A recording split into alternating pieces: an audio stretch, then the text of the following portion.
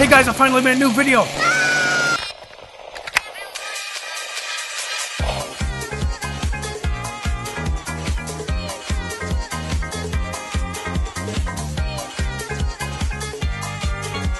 My name's Traven, and I want to talk about my favourite stuff of the last year-ish. All the way from the things everyone knows about that I'll pretend are hidden gems to make me seem smart, to the genuinely obscure things that deserve so much more attention. But I'm gonna do it a little differently than I usually would, by breaking them down award show style to really hit home what they each do so well. So without further ado...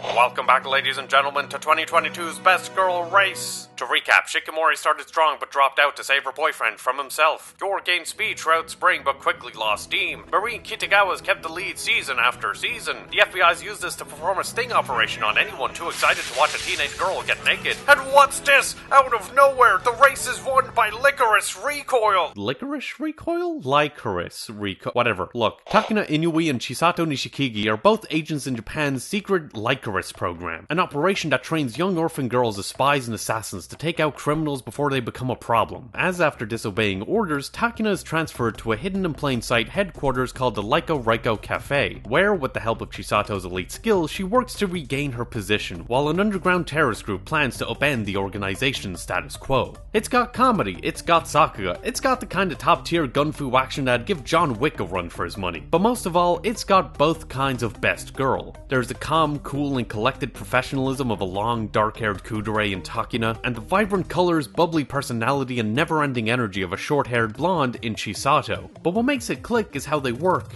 together. It's a classic buddy cop setup, with Takina's cold and calculated methodology clashing with Chisato's optimism and nonchalant attitude. Giving way to conflict as philosophical as whether it's ever justified to take a life for the greater good, to disagreements as simple as whether it's okay for a girl to wear boxers. Yeah, that was a weird episode. That slowly grows into a genuine bond. It's a dynamic that builds on their respective strengths and plays with their weaknesses to tell a very simple story about two very different kinds of girls figuring out their place in the world together. I guess you could say the real best girl was the friends they made along the way?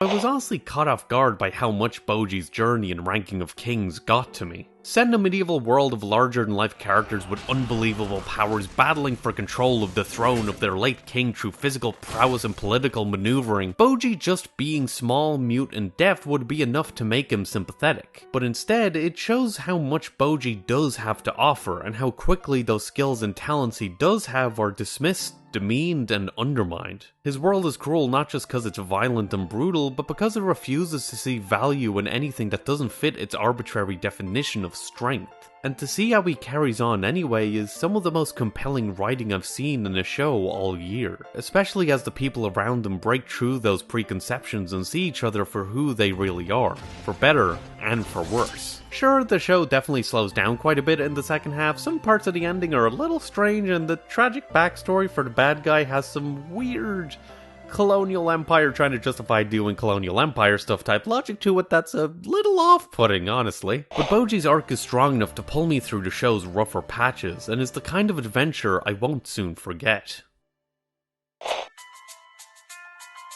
The multiverse is a concept for which many studios have very few ideas. So it's free in most universes, actually. Which is why it's so cool to see how many are crammed into everything everywhere all at once. Everything film about Evelyn Wang, an Asian American immigrant struggling to hold on to her relationship with her gay daughter, her traditional father, her divorced curious husband, and the IRS, as she's pulled into a multi-dimensional war where she can draw upon the skills and experiences of her many different selves to fight for the fate of everything, everywhere, all at once. There's been a lot of hype around this movie, and it is well deserved. Its writing is fantastic, its cinematography is stellar, its action is great, the effects are crazy, its comedy is just so stupid in the best way possible, and also gets really fucking tense and emotional. Like, God, I cannot stop thinking about the butt plug fight, but as wild as it gets, it's a very grounded film, as it quickly becomes clear that the whole thing is just an extended metaphor for Evelyn's struggle to keep her life as she knows it together. Her hesitance to be open to her father about her daughter's sexuality, her lack of awareness about how distant she's become with her husband, how inconsiderate it was of her to make that woman she was dating in the universe where everyone has hot dog fingers to feel so bad about having hot dog fingers. Little mistakes that branch out and fracture her world that she is doing everything she can to bring back together before it's too late. It doesn't work because of its scale or its concepts, but because it's being used to tell a very personal and intimate story about our relationships with the people we care about that gives its multiverse a very relatable core to connect with. It's a small thing, but for me, it makes all the difference. Horror movies don't scare me the way they used to. Sometimes I'll stumble into something unsettling, but a childhood defined by self-indulgent slashers desensitized me to the worst gore Hollywood has to offer, and age blunted the edge psychological scares used to have on me as I realize it's all like a metaphor or whatever. So when I say Nope freaked me out, I mean it. It follows two siblings, OJ and M, running a horse wrangling ranch trying to keep the business afloat, who realize there are mysterious extraterrestrial forces lingering around their lands, and decide to get some footage of it to make a fortune. And its alien invader is probably one of the most clever twists on the concept I've ever seen. But that's so simple it almost sounds stupid out of context. Yet it is some of the most uncomfortable shit I've ever seen. There are so many scenes I cannot stop thinking about, even months after the fact. But I think it's best experienced knowing as little as possible, so it's hard to talk about in detail. But what I can say is that Nope's aliens are a lot more down to earth than you'd expect. The terror they lean into isn't the abstract fear of what else might be lurking in the universe. It's not the societal horror of being dominated by a technologically superior civilization. It's the very tangible fear of realizing you are trapped in a situation with something that is much higher up the food chain than you are. And that's what I love about it. Alright, I couldn't decide on one thing for this section, so I'm just going to talk about two things. Cool? Cool. Inscription is a roguelike deck builder where you're trapped in a log cabin with a strange old man who wants you to play card games and turns you into cards if you lose. And Dead Estate is a roguelike bullet hell where you're trapped in a haunted mansion full of horrifying monsters and need to shoot your way to freedom. Both force you to work through randomly generated levels of crinkly old treasure maps and top-down pixel art death chambers respectively. Both littered with power-ups and quirky boss fights to test your skills, and both knock you back to their respective square ones every time you die with nothing but experience to help you through your next run, respectively. They put you through your paces in different ways, Inscription making you take your time to assess your situation and think through every play, while Dead Estate encourages you to train your trigger finger to have the kind of speed and precision that'll decimate its abominations. And when I beat both, I thought that would be it. A pair of fun arcade roguelikes with neat gimmicks and cool art directions. And then I realized, in each case, I'd only gotten through Act 1. Inscription has more worlds to explore, puzzles to solve, conspiracies to uncover, and Dead Estate has characters to unlock, achievements to gain, and alternate routes to dominate. Both are filled with rabbit hole after rabbit hole after rabbit hole, and who knows, maybe with Inscription I'm being influenced by the spooky vibes and my nostalgia for ARGs, and maybe with Dead Estate I'm being swayed by the way its sexy witch lady fills the Lady Dimitrescu shaped hole in my heart. But they're both filled with layers of secrets that I'm more than happy to get lost in. There are literally hundreds of hours of content uploaded to YouTube every single minute, including this one, and while a lot of it is very throwaway, hopefully not this one, there is a huge amount of it that is genuinely outstanding. But the weird thing is, my favorite video of this year isn't on YouTube. In fact, it isn't even a video. It's a manga by Tatsuki Fujimoto called Goodbye Eri. Yuta Ito uses his new smartphone to record his terminally ill mother's last days and turns it into a movie where the hospital she dies in explodes. It is not received well, but just as he's about to give up all hope, a girl at his school tells him that she loves his movie and wants him to make another one. Almost every page uses the same 4 rectangular panels to look like something that's been recorded on a phone, and it's shocking how well the artwork is able to capture that shaky handheld look. But more than being a neat gimmick, it sets the stage for the story to explore what it means to record every part of your life, and more specifically, the way you decide to portray it. There's a lot of talk about the nature of storytelling throughout, and it often subverts your understanding of it as you realize you're reading a scene that's being acted out, or how it's been edited to make some people seem different than they actually are. It's a story obsessed with story, and more specifically, what makes them authentic, in general and in the specific narratives that Yuta and Eri build. And if, like me, you're the kind of person who's grown up with unlimited access to all kinds of content online, or God forbid you make some of it, it's the kind of thing you've probably spent a lot of time thinking about, or at the very least have watched other people spend a lot of time thinking about. And it's a really hard thing to get any concrete conclusions out of, and part of the reason I think this manga hit home for me is because it's one of the few things I've experienced that's managed to come as close as you can to having a definite answer about this whole thing. And I just have to respect that.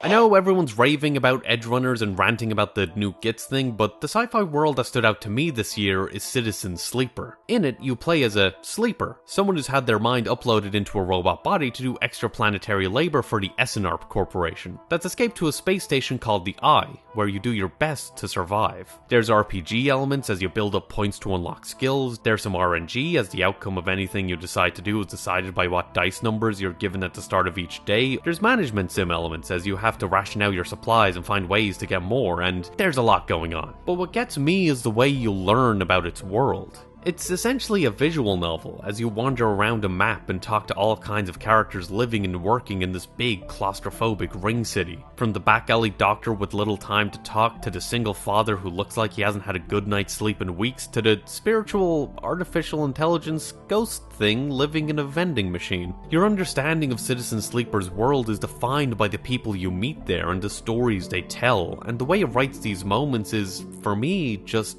beautiful. All the sleepers, you tell Emphas, had dreams. Some were simple, memoirs left over from the emulation process that had become tangled up in their minds and would come out when they slept. It wasn't rare to hear a sleeper in the dorm scream or cry out in the night. But your dreams, those grey skeletal afterimage of systems and structures, of threads and patterns, weren't like the others. They weren't memories or nightmares, they were reflections of reality. Distorted, yes, but somehow true. You learned back then to keep quiet about them, to let them flow through your mind like water. That was until you arrived in this place. Now your dreams colonize your waking life. They slip behind your eyelids with every blink, and now you understand they aren't dreams at all, but some process of interfacing, of speaking, of living in another world that flows through this one like smoke through air. You tell him that you do not know if there is a reason for your dreams. Perhaps you reason it is just some side effect or particular quality of the frame you inhabit, but whatever it is a gift, and you hope to make use of it.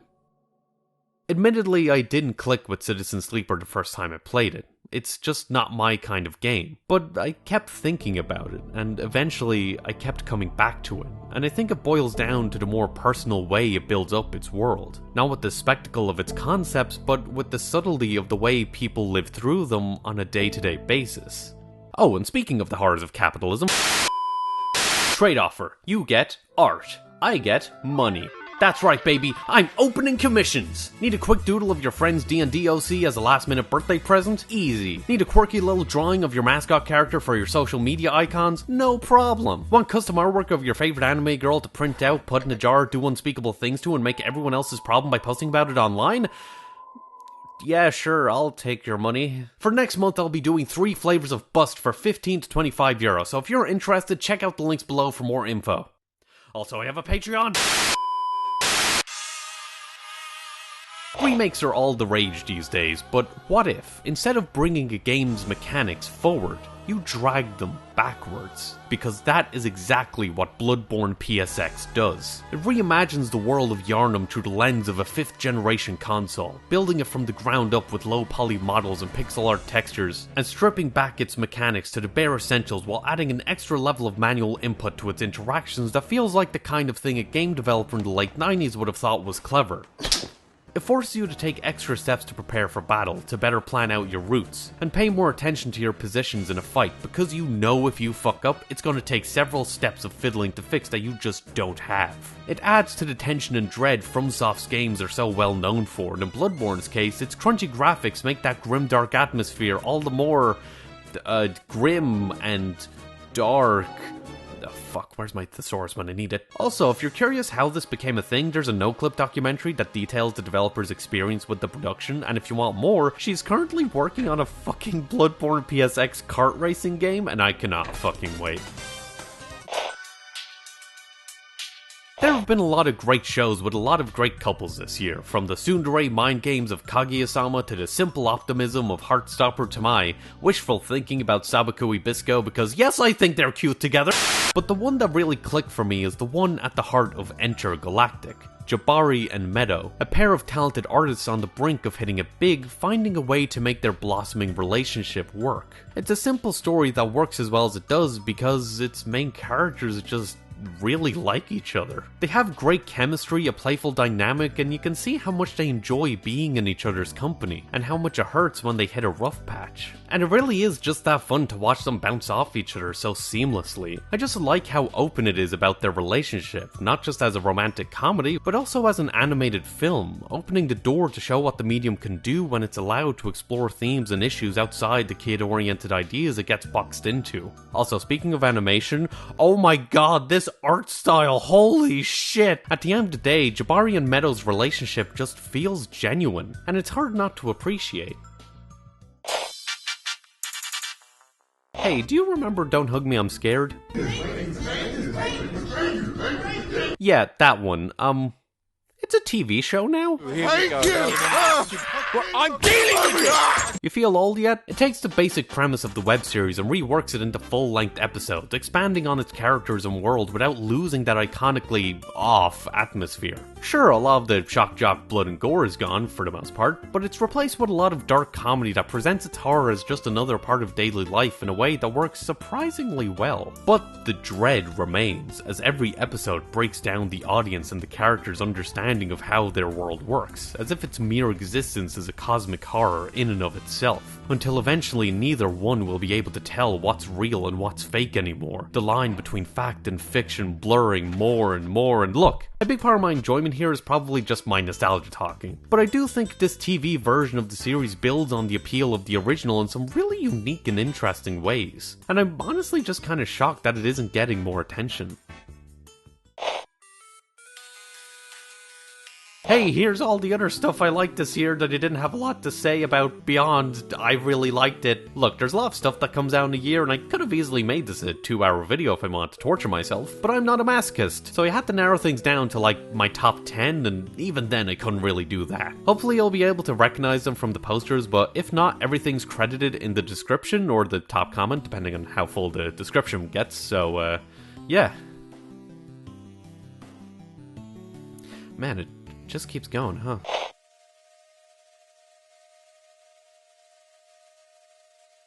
On June 4th, 1924, George Mallory and Andrew Irvine, two mountaineers from Cheshire, England, set out to be the first people to reach the summit of Mount Everest. A few days later, all contact with them was lost.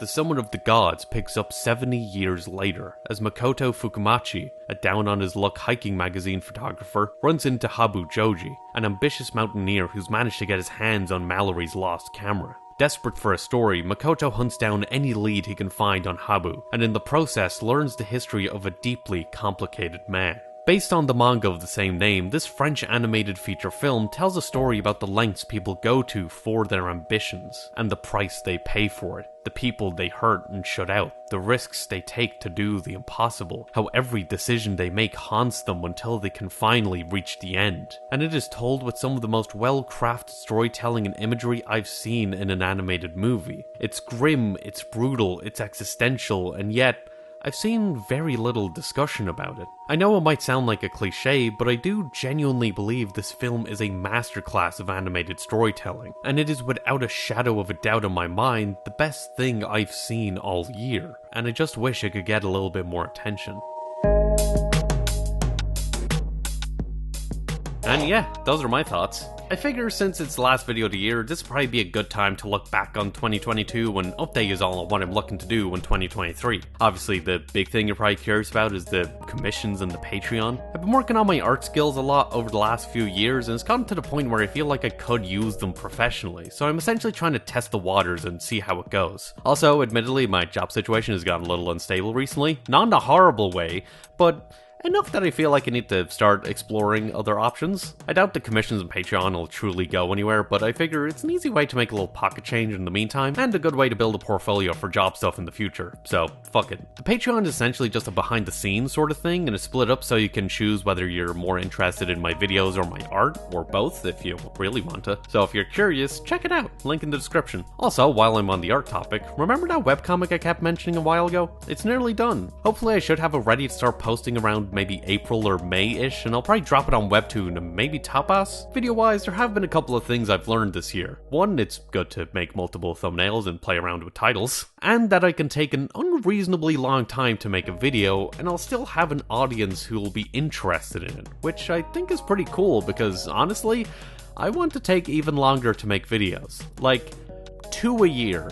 Maybe 3 if I'm lucky. I know that sounds crazy, but honestly I've kind of realized how much giving myself a deadline for these videos really fucks with me mentally and fucks up my whole process generally. And the extra time really does help me to iron out and think through all the details of the video, which is really important because this year I really want to change up the focus and format of my videos. And the extra time is going to be really important not just to get them done, but to figure out how to even do this new kind of format I want to do. So in 2023 I'm hoping to make one proper essay, hopefully done around July, September-ish, and one top things video released around the end of the year. I already have a poll up on Twitter in the community tab about what yous would be most interested in seeing me talk about first, and I can't wait to get started on it, and I hope yous can understand the elongated time frame for it. And that's about it. Hope you're just staying safe, keeping your distance, wearing a mask, washing your hands, and getting vaccinated if you can, and let me know what yous think. If yous agree, disagree, why your favorite things of the last year have been, why you're looking forward to next year, and thanks for watching. If you enjoyed this and want to see more, then check out my last video, where I talk about the weird western world of Rango and why I think it deserves so much more attention. Or check out my video on Avatar: The Last Airbender and why I think it still works all these years later. And don't forget to like, comment, share, and of course, subscribe to come fly with me. Hit the bell to stay notified, follow me on Twitter for more updates, ramblings, poor attempts at humor, follow me on Instagram and Tumblr for semi-regular art stuff, and hopefully, I'll see yous later.